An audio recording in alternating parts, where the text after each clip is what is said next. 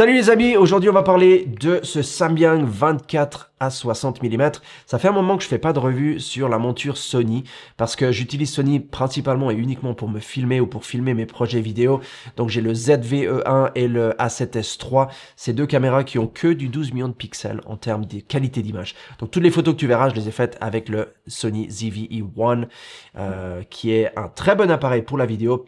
Pour la photo, c'est 12 millions de pixels, c'est pas forcément fait pour. Il n'y a pas de viseur électronique, donc voilà, c'est pas le meilleur appareil pour ça. Mais je voulais quand même tester et te montrer quelques photos que j'ai pu faire avec pendant cette saison d'automne. C'est un objectif qui a été fait en collaboration avec Schneider Kreuznach, qui a été fondé en 1913. C'est une entreprise allemande qui est connue globalement pour sa qualité optique. Et c'est ça qui m'a un petit peu donné envie de checker cet objectif et de voir ce qui vaut. Commençons tout d'abord par la qualité optique. J'ai fait quelques photos avec la mire pour voir ce qui vaut dans les bords de l'image. C'est parti. Regardons tout d'abord 24 mm à f2.8 et f4. Tu peux voir ici en haut d'ailleurs l'ouverture que j'utilise.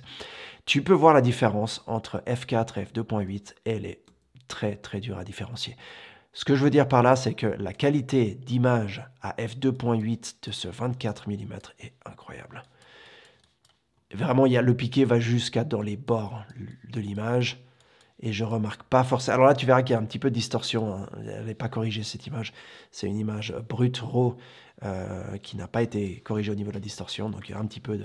C'est un peu comme ça. Je ne suis pas à la distance minimale de mise au point. Attention, j'ai gardé la distance correcte d'après le ratio de la taille du poster que j'utilise, de la mire, et de la distance par rapport au 24 mm.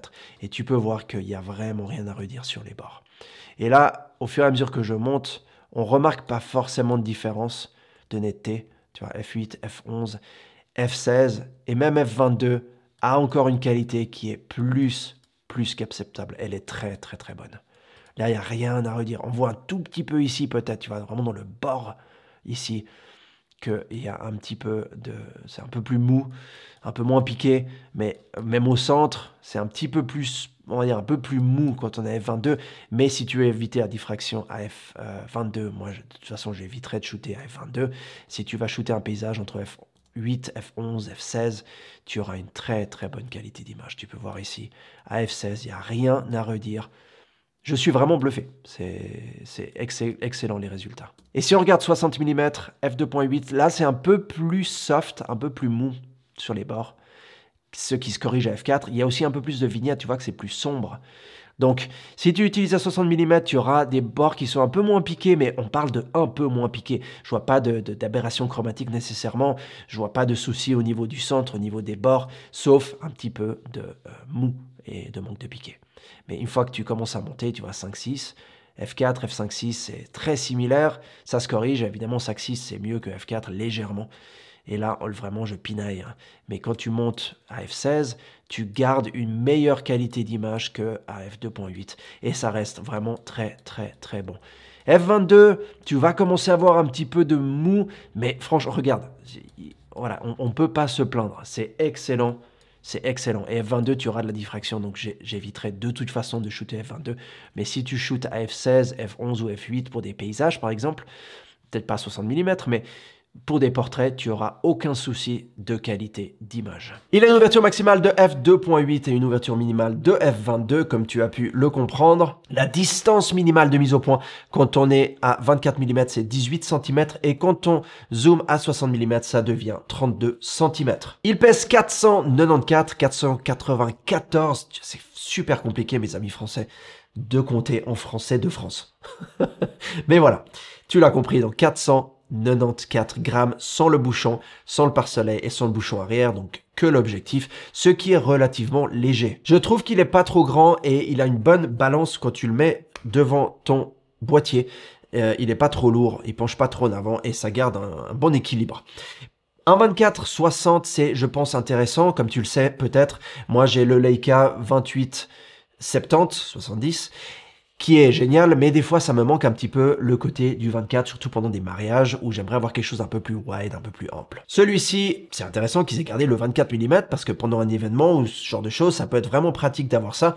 Après 60 mm, pour certains ça serait bien, pour d'autres moins, mais si t'as pas forcément besoin d'aller plus loin ou que tu as un autre objectif qui peut prendre le relais à partir de 60, c'est, je pense, un bon combo, un bon objectif et une très très bonne taille pour un plein format. En termes de mise au point, je le trouve génial, il est très bien, très silencieux, même pour les photos. Donc quand j'ai fait des photos avec, j'ai pas senti la mise au point en termes de bruit, ça fait vraiment aucun bruit. Donc c'est très plaisant. D'ailleurs, les photos que tu vois dans cette vidéo, je les ai faites de cette façon. Et pour ce qui est de la mise au point et du tracking, du suivi pour la vidéo, puisque moi j'utilise Sony pour me filmer principalement, j'ai fait une petite vidéo qui te montre en direct comment il réagit avec le tracking des yeux. Alors comme tu peux le voir, il n'a pas vraiment de souci à me suivre, peu importe si je vais loin, si je vais proche, si je me déplace. Le tracking fonctionne bien, si je change de côté, ça va changer d'œil automatiquement. Je vais sortir du cadre et on revient et on sort et on revient. Donc tu peux voir qu'il y a d'abord le visage qui est suivi et après ça va sur l'œil de préférence qui est le plus proche. Donc si je m'enlève et je me remets, tac, voilà. Même si je m'éloigne un petit peu, que je viens par ici et que je bouge, si je cours un peu et que je me rapproche, si je vais très proche de la caméra, tu peux voir qu'il arrive quand même à bien suivre mon œil. Alors après, il faut évidemment qu'il y ait de la lumière, hein, mais ouais, c'est pas mal, je dirais. Voilà. Alors ça, c'est le tracking des yeux, une démonstration en live, de très près, très très très près. Allez, je me déplace, je sors du cadre, je rentre, je ressors. Et là, on est à 24 mm. Donc, je vais me mettre à 60, de nouveau en direct. Voilà, et même à 60, bah, c'est pas mal. Hein. Tu peux voir qu'il n'a pas vraiment de mal à me suivre. Je vais mettre un tout petit peu plus de lumière.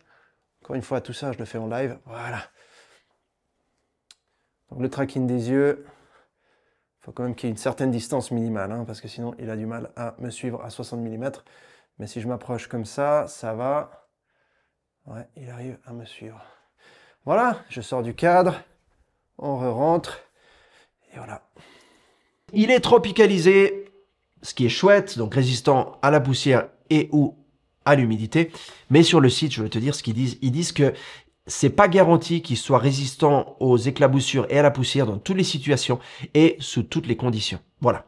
Donc, il faudra juste faire gaffe de ne pas faire de bêtises avec. Mais si tu l'utilises de façon correcte, sous la description de tropicaliser, tu devrais pas avoir de soucis. Il y a ce qu'ils appellent un Hydro Shield, donc une protection par-dessus l'avant de l'objectif qui va en fait le rendre imperméable à l'eau et à l'huile. Alors l'huile, je sais pas vraiment pourquoi, mais si tu fais par exemple, je sais pas, des vidéos en cuisine, ou qu'il y a de la fumée, ou qu'il y a un petit peu d'huile dans la vapeur, tu pourras facilement le nettoyer. Pareil pour l'eau, elle va pas rester stagnée, elle va glisser dessus, couler dessus, et tu pourras facilement la retirer de l'avant de l'objectif. Il y a un bouton mise au point manuel et automatique sur le côté, donc physique, ce qui est toujours bien, comme ça tu peux directement bypasser et sans passer par les menus si tu veux être en mode manuel ou en mode automatique. Et il y a un petit bouton ici sur le côté personnalisable pour y assigner la fonction que tu veux. Ils ont également mis un port USB-C en dessous qui te permettra de faire des mises à jour directement depuis l'objectif sans devoir passer par une station de mise à jour comme ils avaient avant avec Samyang. L'objectif en soi est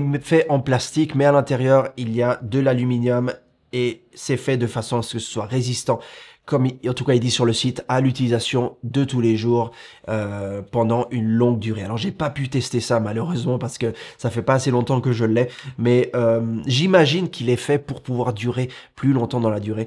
Je peux pas te le garantir, mais d'après ce que je peux sentir, il est vraiment bien fait. Ça m'apporte au prochain point qui est le design. Il y a cette espèce de ces petits motifs, en sorte de diamants un petit peu, je sais pas comment tu les appelais, voilà, sur la bague de zoom et la bague de mise au point à des petits dentelés, ce qui peut être pratique si tu utilises un follow focus ou quelque chose qui a besoin d'une petite accroche, ou même juste pour la texture, quand tu le tiens et que tu l'utilises, ça permet de le prendre, d'avoir une meilleure prise en main.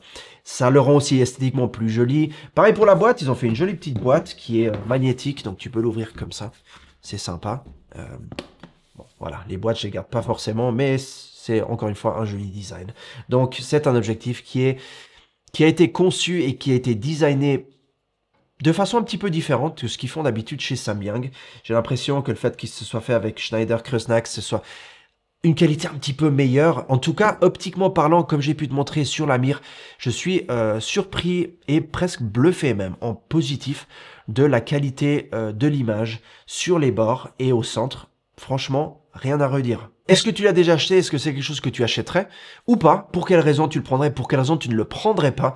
Ça, c'est mon point de vue. Comme d'habitude, moi, je te donne mon opinion sur les produits. Mais je suis curieux et j'aime savoir ce que toi, tu en penses. Est-ce que tu penses que 24 à 60, ça fait du sens? Est-ce que c'est quelque chose qui, pour un événement, pourrait être utile ou pas?